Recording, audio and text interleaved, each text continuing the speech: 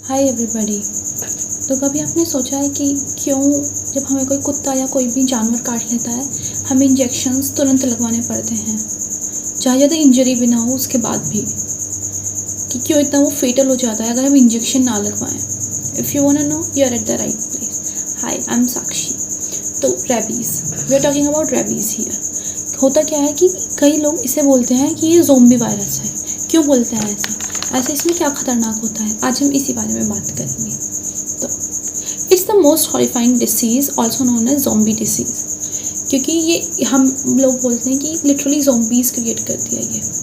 Rabies के effects जो होते हैं और उसके सिम्टम्स क्या क्या होते हैं ऑर्गन्स पे। रेबीज़ का मतलब होता है मैडनेस या रेज। मतलब टिपिकली कैसे कॉज होती है, रेबीज़ वायरस से। ये अदर वायरस से भी कॉज हो जाती है, लेकिन जो कॉमन क्लास है इन वायरसेस की वो है लीज़ा वायरस। नाउ यहाँ पे लीज़ा का मतलब होता है वायलेंस। तो नाउ यू नो कि कहाँ से ये वर्ड आया है और इसका मतलब क्या है। नाउ यू कैन अंडरस्टैंड कि कितनी खतरनाक डिसीज़ होती है, because the name itself says कि it's a violent disease. Now ये डिसीज़ साल में 50,000 से लेकर 70,000 तक लोग हर साल मार देती है। इसमें ये एक जूनोटिक डिसीज़ है। जूनोटिक डिसीज़ का मतलब क्या है कि ये एनिमल से ह्यूमन में ट्रांसफ़र हो रही है। ये ह्यूमन से ह्यूमन ट्रांसफ़र बहुत कम है इसका, एनिमल से ज़्यादातर ह्यूमन में ट्रांसफ़र होता है। कई बार ऑर्गन ट्रांसप्लांटेशन के टाइम में भी रेबीज़ डिसीज़ ह्यूमन के अंदर आ जाती है। और नॉर्मली ये हमें कहाँ से मिलती है, हमें मैमल्स से मिलती है, ये एनिमल्स से। Of course human is a mammal, पर एनिमल मैमल्स से मिलती है ये। जैसे काउस हो गए, bats, dogs, raccoons, monkeys, etc. etc. All the mammals that we found even in our surroundings can have this disease. Now, if कोई भी जो मैमल है वो कैपेबल है हमें इस डिसीज़ को ट्रांसफ़र करने के लिए। नाउ अब ऐसा इस वायरस में क्या है कि जो बाकी अदर्स में नहीं है कि इतना फेटल है ये वायरस जो है ये है न्यूरोट्रॉपिक वायरस। क्या है इसका मतलब कि इस तरीके से बना है कि ये हमारे ब्रेन सेल्स में को ही डैमेज करता है सीधा। इसका रेप्लिकेशन हमारे नर्वस सिस्टम में होता है। रेप्लिकेशन मतलब ये जो इसका नंबर बढ़ना है वो हमारा नर्वस सिस्टम में होता है। अब ये करता क्या है, ये जाके हमारे नर्वस सिस्टम में रेप्लिकेट करता है और वहाँ पे उनके सेल्स को ख़त्म करता है, उन्हें मारता है। क्योंकि ये न्यूरोट्रॉपिक है इसी वजह से ये बहुत डिफ़िकल्ट है ट्रीट करने में भी। रेबीज़ डिसीज़ बहुत ही कि मतलब 10-20 लोग भी साल में नहीं बच पाते रेबीज़ के। इफ़ यू गेट कि ऐसा होता है कि जैसे if you get bitten and you instantly get the shot, rabies की जो वो होती है दवाई, then you're gonna be 100% it's 100% preventable. But if not, if you didn't get the shot within the range of time, the symptoms show होने से पहले, then it is 100% fatal. अब इसमें क्या होता है, यहाँ पे सिम्टम्स दिखने से पहले ये क्या था ये अभी इसे बोलते हैं इंक्यूबेशन पीरियड। जब तक हम काटे गए हैं या फिर मतलब उस मैमल ने हमें अटैक किया है और तब जब तक हमें सिम्टम्स दिखते हैं, इसके जो बीच का टाइम होता है उसे बोलते हैं इंक्यूबेशन टाइम, जब तक सिम्टम्स स्टार्ट हुए हैं दिखने। अब ये जो सिम्टम्स का शो होना होता है ये डिपेंड करता है फ्रॉम पर्सन टू पर्सन और फ्रॉम कहाँ पे उसे काटा गया है।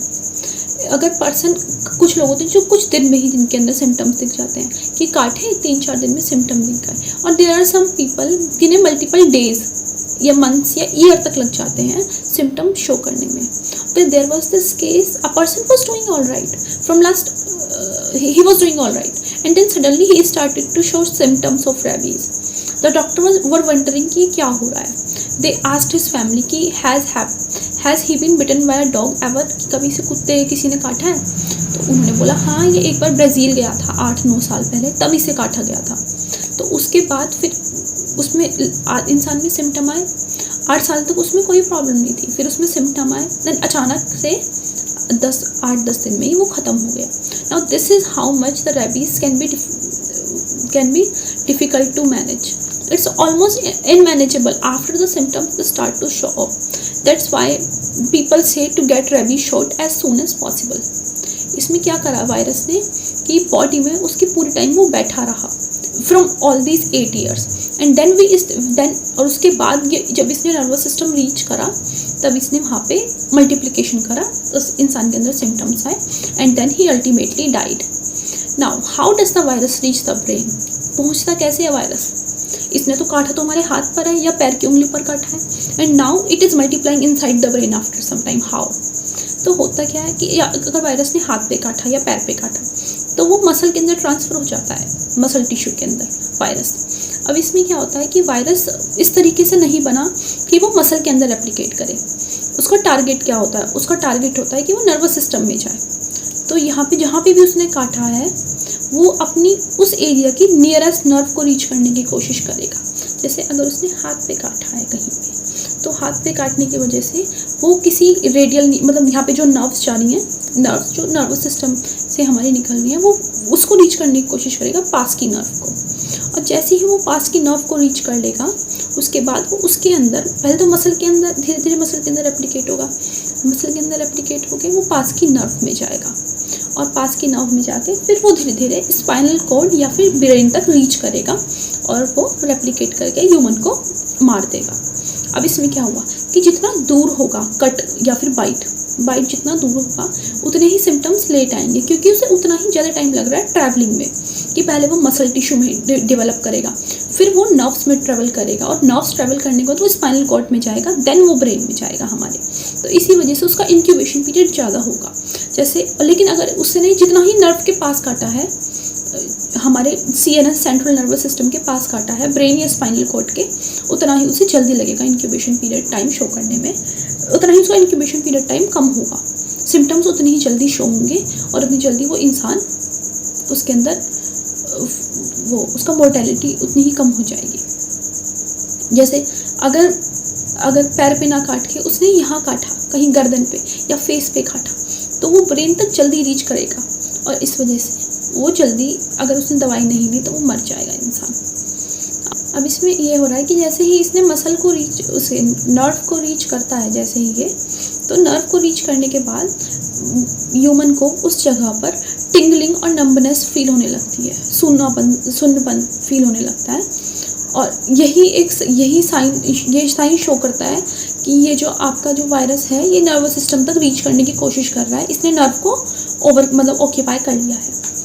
अब उसके बाद जब ये हो जाता है, फिर बॉडी में फीवर और हेडेक की प्रॉब्लम होने लगती है, क्योंकि यहाँ पे हमारी बॉडी, क्योंकि वायरस हमारी बॉडी में घुस गया है, तो उसके अगेंस्ट वो डिफेंस मैकेनिज्म बना रही है हमारी body to prevent itself from the virus. ये बहुत यही स्ट्रॉन्ग साइन होते हैं कुछ कि हमारी बॉडी में एक्चुअली में रेबीज़ वायरस है। अब असल में क्या होता है, जैसे वायरस रीच करा नर्व में, ये ट्रैवल करने लगता है रेट्रो डायरेक्शन में, मतलब ऊपर की डायरेक्शन में। जैसे हाथ में है तो हाथ के ऊपर की डायरेक्शन में ट्रैवल करने लगेगा to reach the brain as soon as possible. और जब ये रीच द ब्रेन और द स्पाइनल कॉर्ड फर्स्ट, अगर जो भी पहले आ रहा है, तो जैसे अगर हाथ में है तो हाथ से पहले स्पाइनल कॉर्ड में पहुंचेगा। स्पाइनल कॉर्ड क्योंकि हमारा CNS का पार्ट है, तो फिर उसके बाद स्पाइनल कॉर्ड के बाद तो ये बहुत ही जल्दी से हमारे ब्रेन को रीच कर जाता है।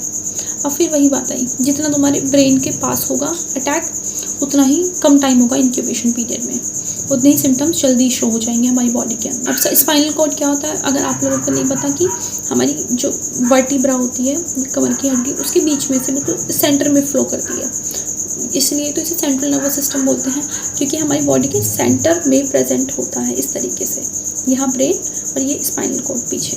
स्पाइनल कॉर्ड ये हेड के बॉटम से स्टार्ट होके हमारे नीचे कमर तक, यहाँ L2 लंबर सेकंड वर्टिब्रा तक जाती है। अब जब वायरस उसमें पहुंच जाता है स्पाइनल कॉर्ड में, तो ये डायरेक्टली हमारे सिर में पहुंच जाता है। अब बात आती है कि सिर में ऐसा क्या करता है कि हम इतनी जल्दी बीमार होकर मर भी जाता है इंसान। जैसे वायरस, मैंने बताया न्यूरोट्रॉपिक है, कि वायरस ये है सिर्फ ब्रेन सेल्स पे बहुत जल्दी काम करता है, न्यूरॉन्स पे है। तो इसने क्या करा है, ये डिज़ाइन ही इस तरीके से है कि ये हमारे न्यूरॉन्स को ही अटैक करेगा, उनमें रेप्लिकेट करेगा और उनमें बढ़ जाएगा नंबर में। वो जैसे ही वो ब्रेन में पहुँचता है, वो ऐसे ट्रेजिली डिवाइड करने लगता है ब्रेन के अंदर, और ब्रेन स्वेल अप करने लगता है, और वो इतना स्वेलिंग हो जाती है कि वो ना, जो हमारा स्कल है हमारा, उसको ऐसे से पुश करने लगता है। अब जब उसकी स्वेलिंग हो जाएगी, तो उसमें फिर हमें ह्यूमन जिसको भी काटा गया है, एंजाइटी, इंसोम्निया, एजिटेशन, और कई लोगों में पैरालिसिस तक हो जाता है बिकॉज ऑफ द रेबीज़। इसे बोलते हैं पैरालिटिक रेबीज़। और इसमें कई वायलेंट मूवमेंट्स भी शो होते हैं। तो वायलेंट बिहेवियर में इंसान एकदम से वो गुस्से में आने लगता है और धीरे धीरे वो और भी ज़्यादा उसके सिम्टम्स बढ़ने लगते हैं एज़ पर द टाइम। अब वायरस जब उसने पूरी तरीके से ब्रेन को ऑक्यूपाई कर लिया तो वो चाहता है क्योंकि the virus doesn't want to be killed inside, क्योंकि अगर 10 दिन बाद वो बॉडी तो ख़त्म हो जाएगी, मर जाएगी। तो वायरस को अपना वो जाल बिछाने के लिए वो वायरस को बॉडी से निकलना ज़रूरी है। तो इसलिए ब्रेन में पूरा रेप्लिकेट करने के बाद, ब्रेन पूरा डैमेज करने के बाद वो हमारी ब्रेन से बाहर सारे ऑर्गन्स में ट्रांसफ़र होने लगता है। जब वो ऑर्गन्स में ट्रांसफ़र हो मतलब हमारे PNS में जाने लगता है, पेरिफेरल नर्वस सिस्टम में। अब जब वो ऑर्गन्स में भी ट्रांसफ़र होगा तो पर्सन यहाँ पे वॉमिटिंग और नोजिया फील करने लगता है, जी ऐसे उल्टी का सा जी होना, जी मिचलाना और उल्टियाँ होना। तो इसके बाद नॉर्मली क्या होता है, जब वो सारी बॉडी में ट्रांसफ़र हो जाएगा, इंसान को अलग अलग सिम्टम्स आएंगे। उसके बाद वो धीरे से कोमा में जाएगा और 1 या 2 दिन में उसकी डेथ हो जाएगी। इस पूरे सिम्टम को शो होने में और इंसान को मरने में 2 से 10 दिन लग जाते हैं। ये बहुत ही फास्ट एक्टिंग वायरस होता है। जैसे ही हमारी बॉडी के अंदर ये पहुंचा हमारे अपने टारगेटिंग सेल्स पे, ये एकदम क्रेजीली डिवाइड करने लगता है। इसी वजह से यही रीज़न है कि हम इसे आराम से ट्रीट नहीं कर सकते। It's not easy to treat someone who has showing the symptoms of rabies virus. अब क्या होता है, ये वायरस हमारे ब्रेन से हमारे बॉडी में जाने लगा तो ये चाहेगा कि मैं इसी बॉडी से बाहर निकलूं और नए लोगों को अफेक्ट करूं। तो इसे न्यू होस्ट के लिए ये क्या करता है, नॉर्मली बाकी सभी मैमल्स में, इवन इन ह्यूमंस, ये हमारे सलाइवरी ग्लैंड में जाता है। बिकॉज वहाँ से, क्योंकि सारे एनिमल्स में क्या होता है, what is their first defence mechanism? Their first defence mechanism is biting. कि अगर तुम्हारे पीछे तुम कुछ ही बंदर को कुछ कर रहे हो, वो तुम्हें सबसे पहले काट खाएगा। कुत्ता भी है, वो काट खाएगा। It's not the first defence mechanism in humans, but बाकी सब में यही होता है। तो क्योंकि आपने नहीं देखा कि आपको कोई छेड़ रहा है और आपने एकदम काट लिया उसे। We use our hands and feet for our defence, in our defence, but in animals they use their mouth. तो now it makes sense why it wants to why it gets to salivary gland. ये saliva में क्यों हमारे मतलब salivary gland में जाके saliva में mix हो जाएगा, क्यों होगा? क्योंकि उनका फर्स्ट डिफेंस मैकेनिज्म ये सलाइवा के थ्रू वो करते हैं। ये लोग काटेंगे तो उनका सलाइवा जब दूसरे की बॉडी में जाएगा तभी तो वो उसको वायरस दे पाएंगे, वायरस उसकी बॉडी में ट्रांसफर हो जाएगा दूसरे इंसान की, एंड देन वो इंसान भी रेबीज़ का फिर शिकार हो जाएगा। अब इसमें क्या होता है, वायरस ब्रेन से निकला, सलाइवरी ग्लैंड में पहुंचा, हमारी जो सलाइवरी ग्लैंड है सब मैंडिबुलर ग्लैंड में जाता है वो, और वहाँ से जैसे जो हमारी ओरल सब मैंडिबुलर ग्लैंड क्या करती है, वो हमारी ओरल कैविटी में और हमारी फेरिंग्स में सलाइवा को सिक्रेट करती है। पर जैसे ही वायरस उस ग्लैंड पे अटैक करता है तो वो हाइपर सिक्रीशन स्टार्ट कर देता है सलाइवा का। हाइपर सिक्रीशन मतलब बहुत ज़्यादा अमाउंट में सलाइवा निकालना।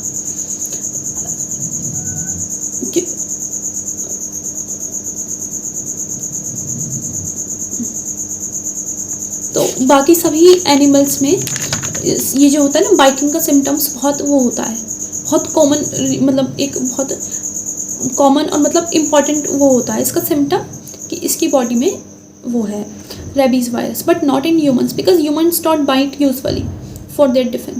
तो ह्यूमंस में हाइपर सैलिवेशन तो होगा बट नॉट बाइटिंग ऑलवेज। अब वो मतलब हाँ हाइपर सैलिवेशन होने लगता है, बहुत लाल लाल टपकने लगती है। अब क्या होता है, वो सलाइवरी ग्लैंड में चला गया, उसमें बाकी ऑर्गन्स में भी वो चला गया। एक ये होता है उसका बहुत मेजर सिम्टम कि उसे इंसान को जिसको भी रेबीज़ है उसे हाइड्रोफोबिया हो जाता है ना। What is hydrophobia? हाइड्रोफोबिया क्या होता है? वो होता है पानी से डर लगना।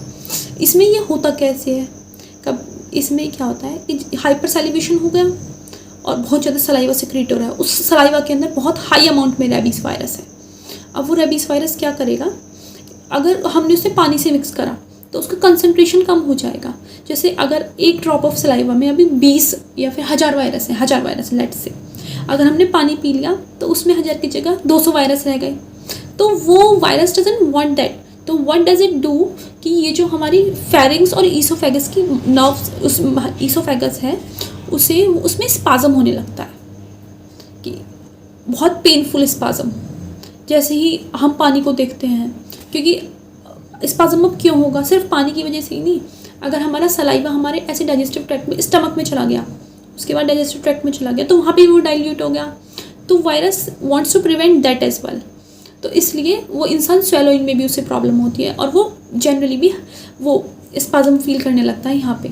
तो जैसे ही हम उसे पानी दिखाते हैं तो उसकी बॉडी में ये जो ईसोफेगस है और फेरिंग्स है बहुत तेज से स्पाज्म फील होता है और वो इतना पेनफुल होता है कि पर्सन वो मतलब पानी से दूर भागता है और वो कई बार बहुत ज़्यादा वायलेंट बिहेवियर भी शो कर देता है पानी को देखकर। नाउ दिस इज़ हाउ कि हमारा जो ये हमारी बॉडी के अंदर अगर रेबीज़ वायरस आ गया, this is how it affects our body. It's not easy to treat, it's almost impossible. या क्या होता है इसमें, या तो तुम 100% बच ही जाओगे अगर तुमने टाइम से शॉट ले लिया, या फिर दूसरा 100% फेटल है, कि मरना ही है। इट्स नॉट इन बिटवीन कि अगर तुम्हें सिम्टम्स भी आ गए उसके बाद भी तुम बच जाओगे। They are like few, only handful of cases are there in the world कि जो लोग सिम्टम्स आने के बाद बच चुके हैं। So it's better to prevent yourself from all this, कि हम मतलब अगर टाइम से इंजेक्शन लगवा लेते हैं, it's all we need. And yeah I want to tell you one more thing, there this मतलब मेरे साथ क्या हुआ था। So I am a dog person. मैं एक बार ऐसे ही मैं गली में खड़ी थी, तो there were these puppies, street puppies, they were fighting each other. तो एक पपी ही वॉज क्वाइट स्ट्रॉन्ग और दूसरे पपी की उसने गर्दन पकड़ ली और वो चिल्ला रहा था दूसरा puppy, the one that was weak.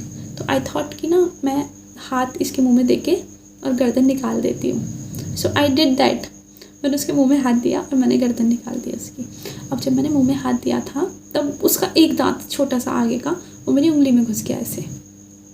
और फिर मैंने मम्मी से बताया कि मम्मी ऐसे हो गया। तो शी सेड कि अभी जाओ इंजेक्शन लगवाओ। फिर मुझे छुट्टी लेनी पड़ी और फिर मैं 2-3 दिन तक मैंने पूरी डोसेज ली, टिटनेस का इंजेक्शन लगा और फिर बाकी रेबीज़ की डोसेजेस ली और देन फिर शांत हुआ सब। बिकॉज क्योंकि कुछ भी हो सकता है, even though the puppy is small, may be there is this virus inside the body, may be वो ग्रो कर रहा है अभी, मे बी अभी उसने ग्रो करना मतलब कम्प्लीटली ग्रो नहीं हुआ है, but we have to be careful in this. तो it's better to prevent yourself. I hope you like this video. Don't forget to share, comment and subscribe. Thank you.